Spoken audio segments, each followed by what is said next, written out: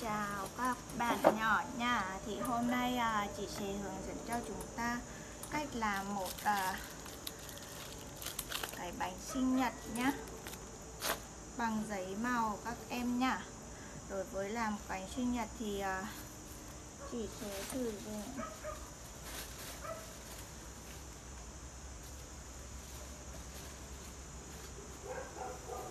màu vàng này, màu đỏ này và màu xanh.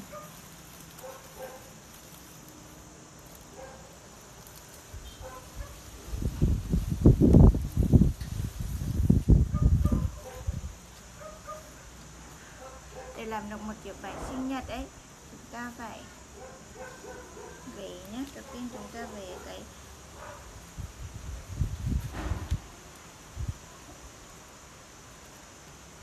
như vậy. Đây là chúng ta cắt cái phần chúng ta sử dụng như thế này để chúng ta cắt cái phần ấy trước.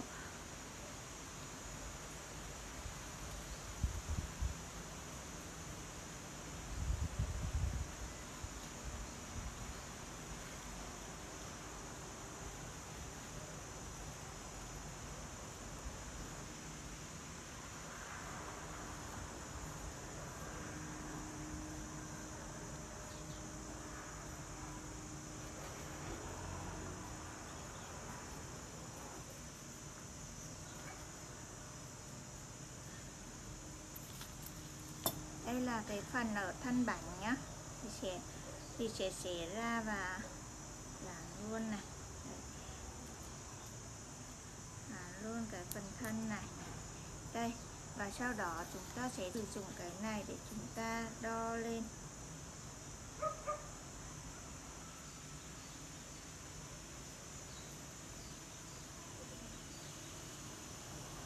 Đầu này là đầu này.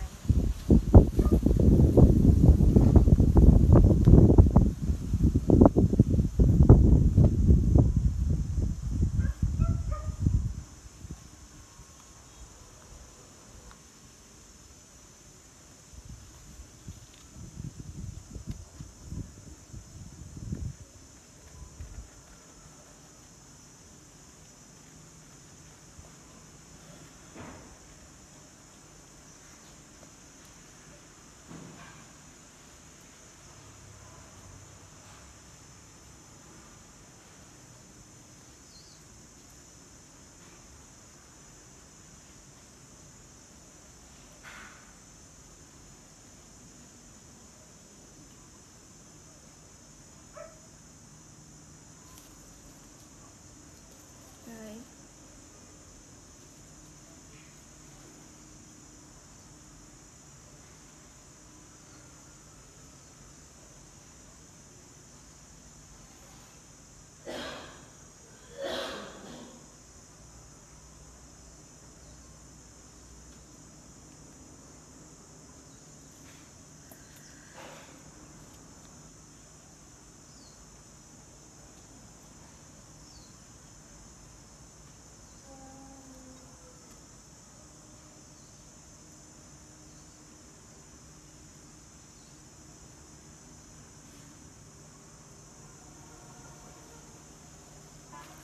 Thì sẽ sử dụng thêm một màu xanh này nữa.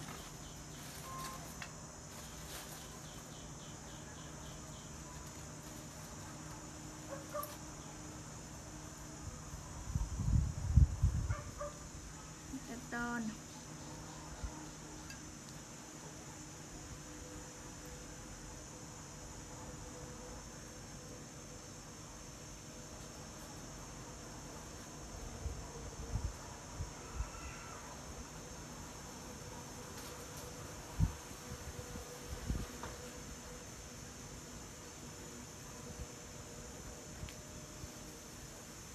Chúng ta cắt hình lượn sóng nhé.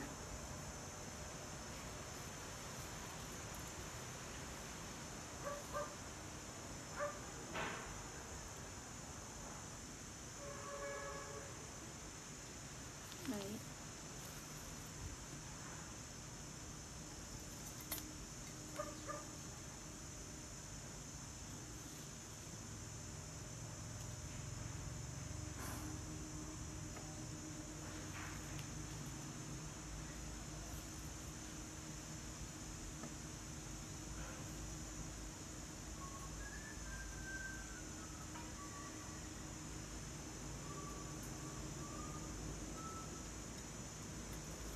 chị sẽ cắt thêm cái phần này sẽ là nhỏ hơn nhé.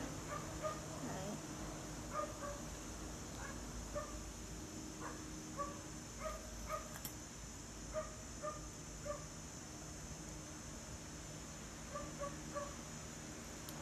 Đây chúng ta sẽ xẻ dàn này.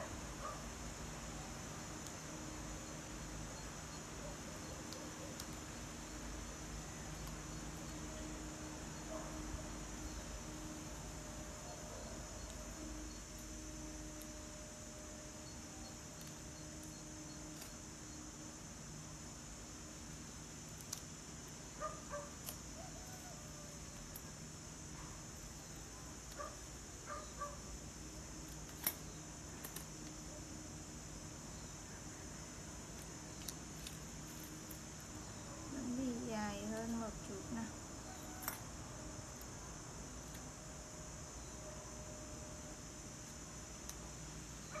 Đấy, như vậy. Và bây giờ chúng ta sẽ, cô chỉ sẽ vẽ cái vàn viền của cái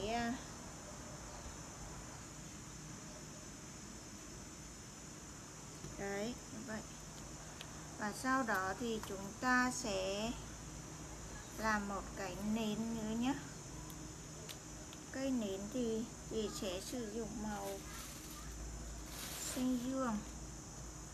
Đây rồi, có cái này đây rồi.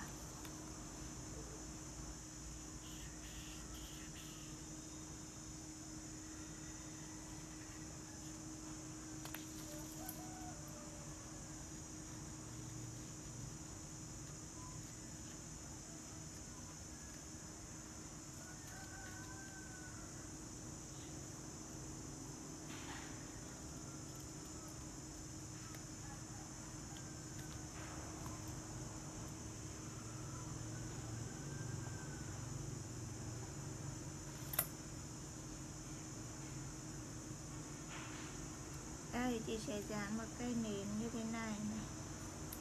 Và chị sẽ làm thêm một cái màu vàng nữa. Vàng đâu nhỉ? Đây rồi. Một cái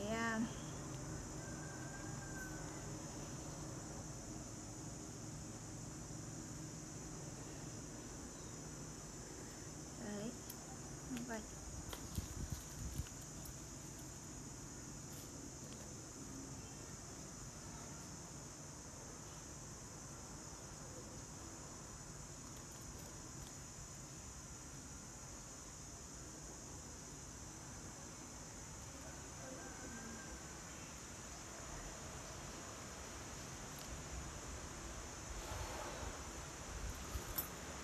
Đây các bạn nha.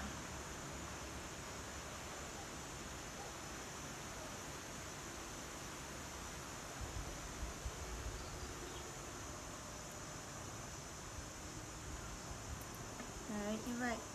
Và sau đó chị sẽ trang trí ở đây sẽ là một cái bông hoa này.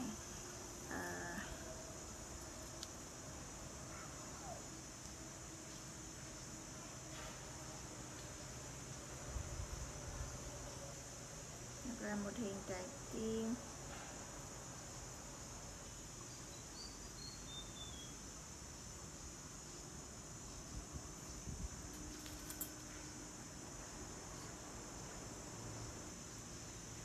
Đây này. Trái tim này. Rồi, chị sẽ làm thêm một cái hình tròn này nhá.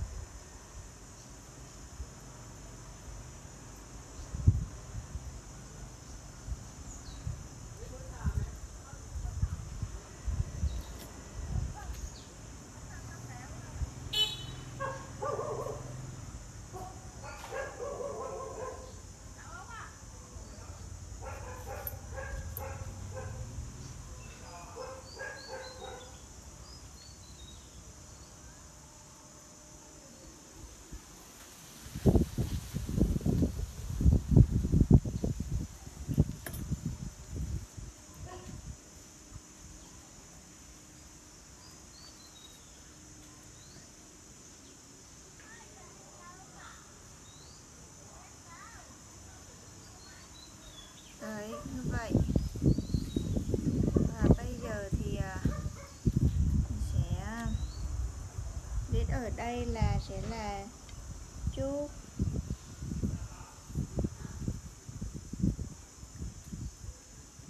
mừng sinh nhật ai đó, như vậy. Chị đã hoàn thành xong một cái bánh sinh nhật rồi nha các em. Đây là cái bánh sinh nhật chúng ta đang làm bằng giấy màu đúng không? Đấy. Chúng ta sẽ thêm một hình tròn này nhá.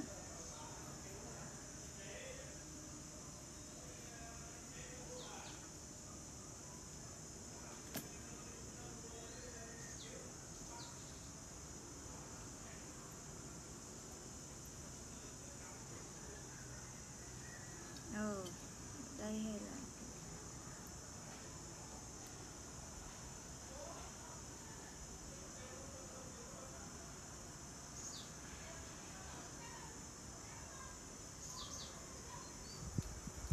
rồi chúng ta sẽ hoàn thành việc bánh sinh nhật như thế này nha các em.